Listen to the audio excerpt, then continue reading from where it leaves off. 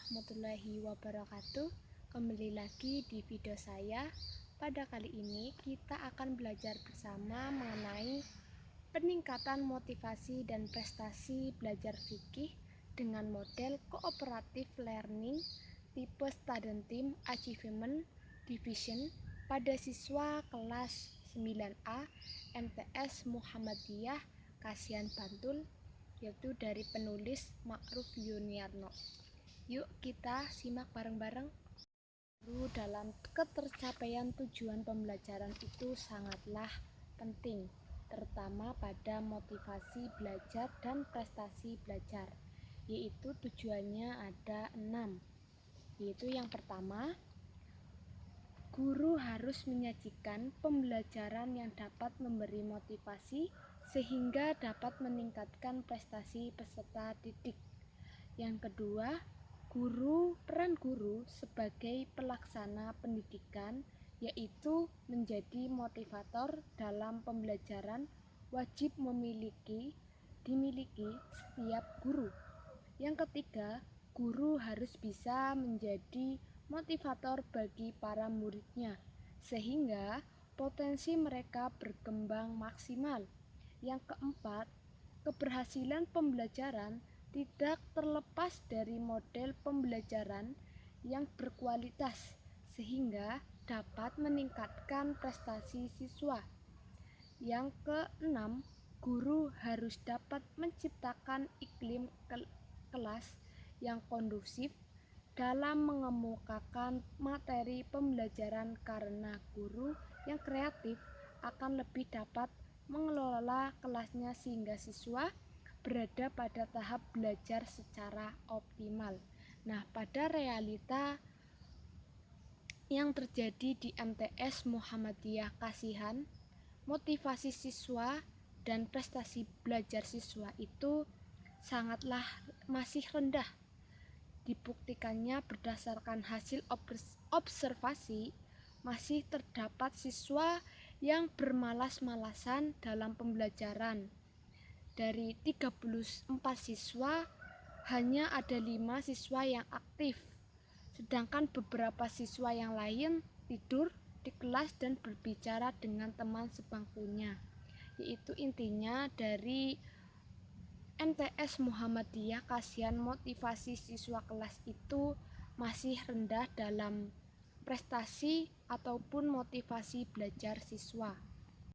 Ini data yang menunjukkan rendahnya prestasi akademik mata pelajaran fikih siswa kelas 9A MTS Muhammadiyah Kasihan adalah rata-rata nilai tugas adalah 70 dengan presentasi 58%. Siswa berprestasi rendah dan 42% siswa berprestasi tinggi. Dan 2, rata-rata nilai ulangan harian adalah 79 dengan persentase 17%. Siswa berprestasi rendah dan 83% siswa berprestasi tinggi. Namun, prestasi tinggi tersebut juga masih saja ada beberapa siswa yang mencontek teman saat mengerjakan ulangan. Yang ketiga, rata-rata nilai ulangan tengah semester adalah 78 dengan persentase 32% siswa berprestasi rendah dan 68% siswa berprestasi tinggi.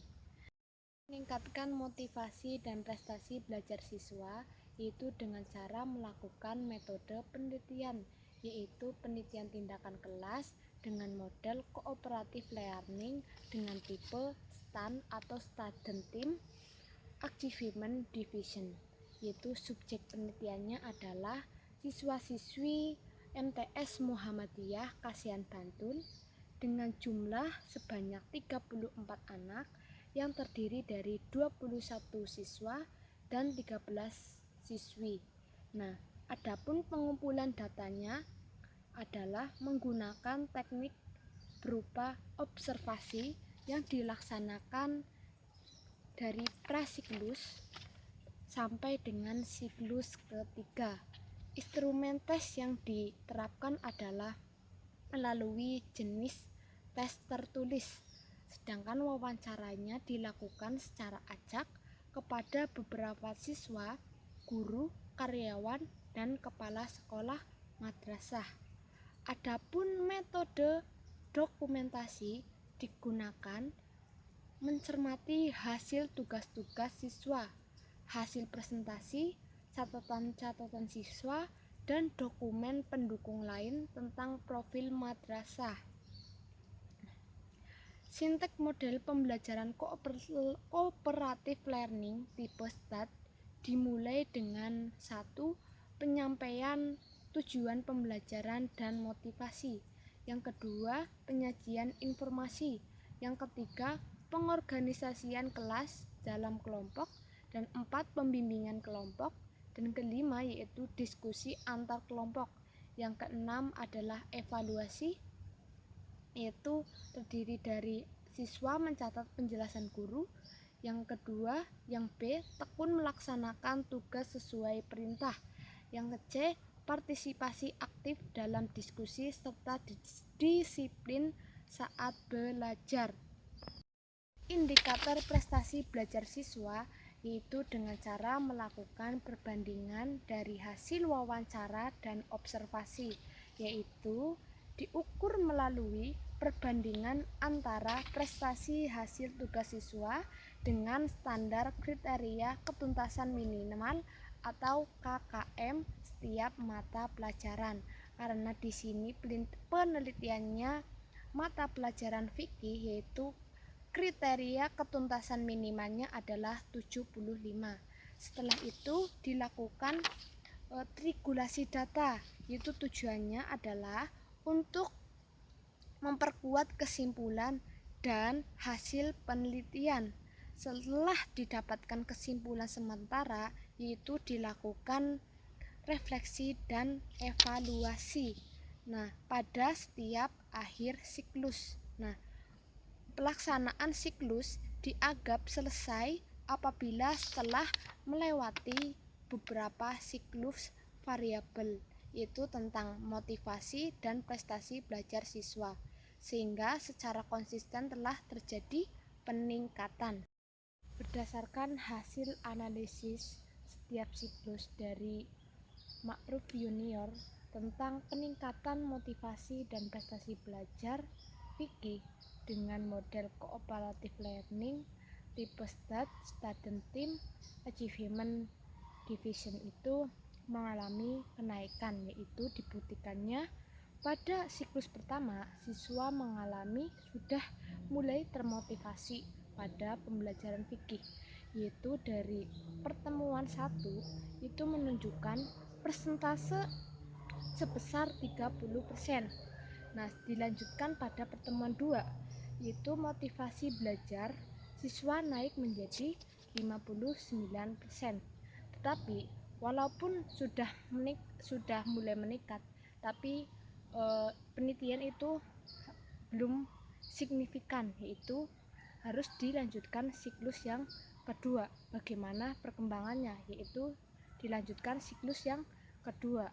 Nah, dari siklus yang kedua, pada pertemuan 1, motivasi belajar itu mengalami peningkatan dari siklus yang pertama, yaitu menjadi 60%. Kemudian pada pertemuan kedua meningkat menjadi 78%. Nah, pada siklus yang kedua ini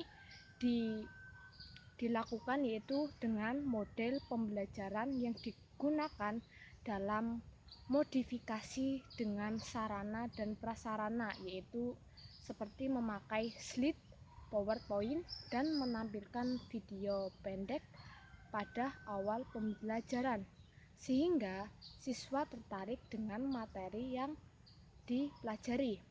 Banyak siswa yang antusias, aktif, dan memperhatikan saat pembelajaran berlangsung. Nah, pada hal itu juga tidak berhenti di sini, yaitu dilanjutkan pada siklus ketiga. Nah, pada siklus yang ketiga, pertemuan 1, persentase motivasi belajar siswa meningkat dari siklus sebelumnya menjadi 79%. Nah, selanjutnya pada pertemuan 2, persentase motivasi belajar siswa meningkat menjadi 85%. Nah, pada siklus 3 itu mengembangkan dari siklus yang kedua dan sarana model pelajarannya itu sama. Dan yang selanjutnya yaitu presentasi belajar siswa.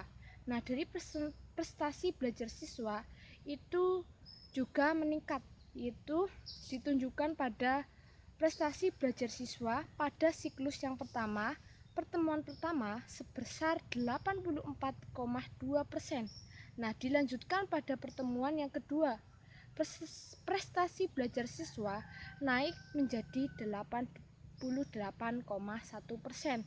Nah, terus dilanjutkan siklus yang pertama, yang selanjutnya yaitu siklus yang kedua. Nah, dari siklus yang kedua, pertemuan 1, prestasi belajar siswa mengalami penurunan dari siklus yang pertama menjadi 85,1%. Nah, kemudian pada pertemuan yang kedua menurun secara signifikan menjadi 62,9. Nah, pada siklus 2 ini siswa mengalami kesulitan dalam mengerjakan tugas sehingga prestasi belajar yang diraih menjadi menurun. Hal ini terbukti 25 siswa mendapat nilai di bawah KKN. Kemudian dilanjutkan pada siklus yang ketiga. Nah, pertemuan 1, persentase prestasi belajar siswa meningkat secara signifikan dari siklus sebelumnya menjadi 97,8%.